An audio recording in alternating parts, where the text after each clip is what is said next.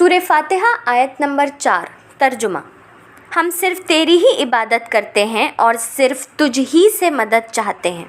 تفسیر: عبادت کا لفظ بھی عربی زبان میں 3 بار استعمال ہوتا ہے: پرستش، اطاعت اور فرمانبرداری، بندگی اور غلامی۔ اس آیت کے مطابق اس مقام پر تینوں معنی مراد ہیں، یعنی ہم تیرے پرستان بھی ہیں اور بندے و غلام بھی۔ حقیقت یہ ہے کہ ہمارا یہ تعلق صرف تیرے ہی ساتھ ہے، سوائے اللہ سبحانہ و تعالیٰ کے کوئی معبود نہیں ہے۔ اللہ تعالیٰ سے ہمارا تعلق محض عبادت ہی کا نہیں ہے، بلکہ استعانت کا تعلق بھی ہم تجھ ہی سے رکھتے ہیں۔ ہمیں معلوم ہے کہ ساری کائنات کا رب تو ہی ہے، واحد، ساری طاقتیں تیرے ہی ہاتھ ہیں اور ساری نعمتوں کا تو ہی اکیلا مالک ہے، اسی لیے ہم اپنی حاجتوں کی طلب میں تیری طرف ہی رجوع کرتے ہیں۔ صرف تیرے ہی آگے ہمارا ہاتھ پھیلتا ہے اور تیری ہی مدد پر ہمیں اعتماد ہے۔ اسی بنا پر ہم اپنی یہ درخواست لیے تیری خدمت میں حاضر ہو رہے ہیں۔ اس آیت کی تفسیر یہ ہے کہ ہم تیرے سوا کسی کی عبادت نہیں کرتے ہیں اور نہ ہی کریں گے، اور تیرے سوا اپنی مدد کے لیے کسی پر بھروسہ نہیں کرتے ہیں اور نہ ہی کریں گے۔ کامل اطاعت اور مکمل دین کا حلف صرف یہی 2 چیزیں ہیں۔ بعض سلف کا فرمان ہے کہ مکمل قرآن کا راز سورہ الفاتحہ ہے اور پورے سورے کا راز اسی آیت میں ہے۔ آیت کے پہلے حصے میں شرک سے بیزاری کا اعلان ہے اور دوسرے جملے میں اپنی طاقتوں، قوتوں اور کمال کا انکار ہے۔ صرف اللہ عز و جل کی طرف اپنے سارے کاموں کی سپردگی ہے۔ اس مضمون کی اور بھی آیتیں قرآن مجید میں موجود ہیں، جیسے اللہ سبحانہ و تعالیٰ ہی کی عبادت کرو اور اسی پر توکل رکھو، تمہارا رب تمہارے عمل سے غافل نہیں۔ کہہ دو کہ وہ رحمان ہے، ہم اس پر ایمان لے آئے اور اسی پر توکل کیے ہیں۔ مشرق اور مغرب کا رب وہی ہے، اس کے سوا کوئی معبود نہیں، تو اسی کو اپنا کارساز سمجھ۔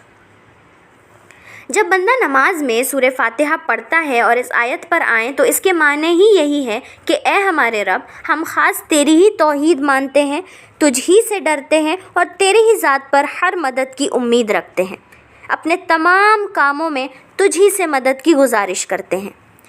ہم سورہ فاتحہ میں یہی دعا کرتے ہیں کہ اے اللہ، ہم صرف تیرے ہی آگے اپنا سر جھکاتے ہیں، ہم تیرے بندے اور غلام ہیں، صرف تیری ہی فرما بردار ہیں، ساری طاقتوں کا تو ہی اکیلا مالک ہے، ساری نعمتیں تیرے اکیلے کے ہاتھ میں ہیں، اسی لیے ہم اپنی تمام حاجتوں کے لیے صرف آپ کے آگے ہاتھ پھیلاتے ہیں، فریاد کرتے ہیں اور آپ کی مدد پر ہمیں پورا بھروسہ ہے۔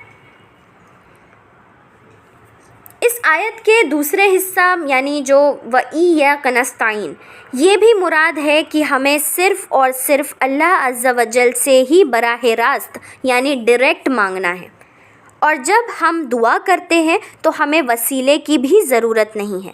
اللہ سبحانہ و تعالیٰ سیدھے ہماری دعاؤں کو سنتا ہے۔ اللہ سبحانہ و تعالیٰ سے ہم بنا کسی کی مدد یا وسیلے کے مانگ سکتے ہیں۔ ہم کہیں پر بھی ہوں، چاہے ہم زبان سے بولیں یا نہیں، اللہ سبحانہ و تعالیٰ ہمارے دل کی ہر بات، ہماری تکلیف، ہماری ضرورتیں، ہم جو بھی ظاہر کریں یا پوشیدہ رکھیں، اللہ سبحانہ و تعالیٰ کو ہر ذرے کا علم ہوتا ہے۔ کسی دوسرے سے مانگنا یا پھر اپنے اور اللہ سبحانہ و تعالیٰ کے درمیان واسطہ ٹھہرا کر مرادیں یا منتیں مانگنا اللہ تعالیٰ کو سخت ناپسند ہے، کیونکہ اللہ سبحانہ و تعالیٰ نے ہی ہمیں معمولی نطفے سے پیدا کیا ہے اور ہمیں دنیا میں اشرف المخلوقات بنایا ہے اور ہماری ضروریات کا بہترین انتظام کیا ہے، لہٰذا اللہ سبحانہ و تعالیٰ اپنی مخلوق کو اچھی طرح سے جانتا ہے۔ ہر روز رات کے وقت وہ آواز لگاتا ہے کہ ہے کوئی مانگنے والا کہ میں اس کی حاجت پوری کروں۔ وہ انسان کے شہراگ سے بھی قریب ہے۔ اس کی ایک صفت مجیب بھی ہے، یعنی دعاؤں کو سننے والا۔ دور اور نزدیک کی ہر فریاد سننے اور اس پر کرنے پر قادر ہے اور اس کو پورا کرنے پر قادر ہے۔